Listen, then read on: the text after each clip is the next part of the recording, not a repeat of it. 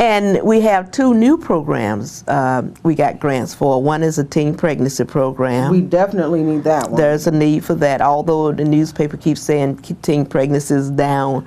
But we also through that program, we are talking about, you know, for the young people who made a mistake, that it doesn't have to happen over and over again and again, and you can still become career oriented. Correct. And things of that nature.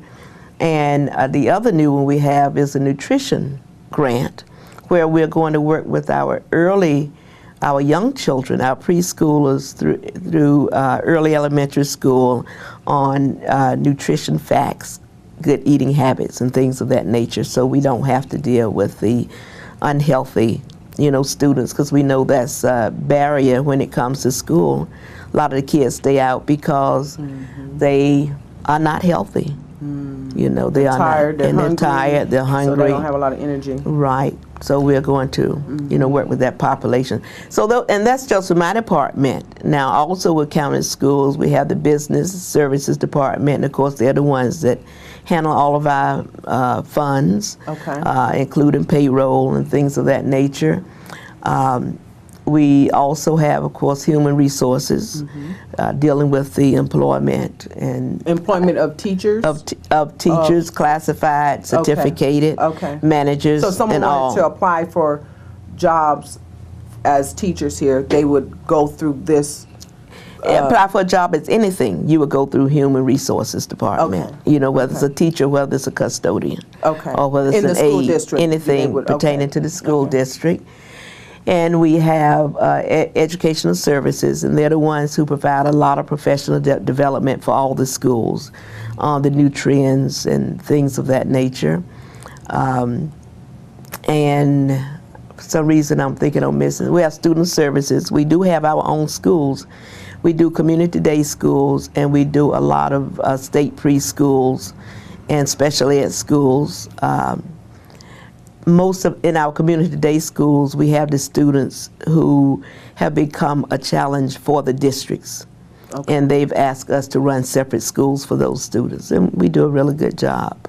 On the teachers, have there been because of a lot of cuts, layoffs in the teacher department? Or has it just been stable, which is a blessing? Well, our teachers are a little different. Our teachers come with the territory. As an example, for example, if Rialto say, I want you to run a community day school for our students, then those teachers that we hire will run that program for Rialto. If Rialto say, I think I want to take back my program, they will probably, in most cases, take the teachers and run their own program. So sometimes there's a loss of teachers. You know, I mean, if we lose one, we don't want to, but most times the teachers are with those programs. And then in reference to the foster kids and the homeless, and the dropout rate, because I know San Bernardino did have a high dropout rate, and you can expand on that. Are part of those statistics those that in that group, let's say it's 30%, I'm not sure what it is. It's not 30%, it's 21. The county, overall county dropout rate is 21.6%. And that's based on 2008 and 2009, you know, figures that we got from the State Department. But some districts is higher than that 21%, and some is lower. So in that 21%, the foster kids / homeless kids, are they a higher rate of dropout than those that are not in that environment? Would you know that?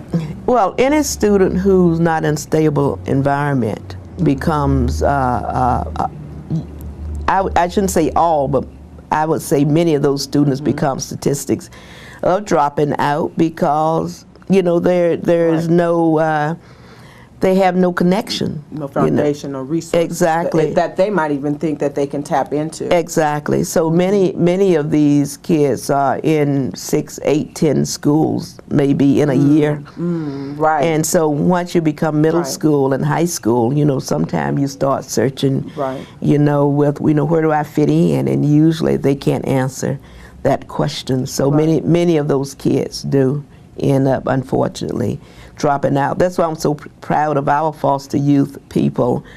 We have 2 locations, one here in San Bernardino and one in the high desert.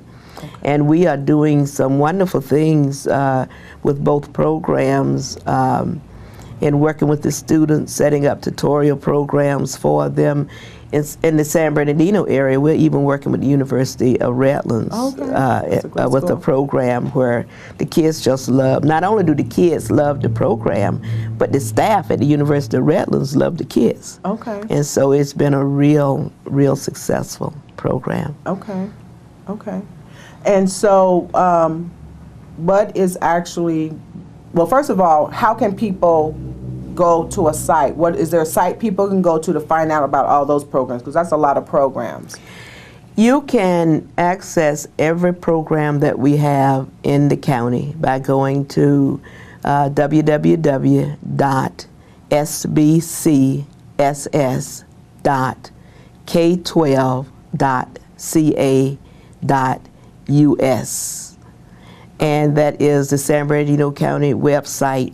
And we have links to all of the districts. Okay. We have links to all of the programs that we offer. Okay. So people can go and get the information, even if they know of other kids that are in different predicaments, and they could really help them get some help and resources. Exactly. That they need. And I guess another way you can even identify what is the role of San Bernardino County Superintendents of School, you could even call it a call center, because you can call here and find out anything, and if we do not have an answer, we can direct them to, the district, what have you. Okay. Now,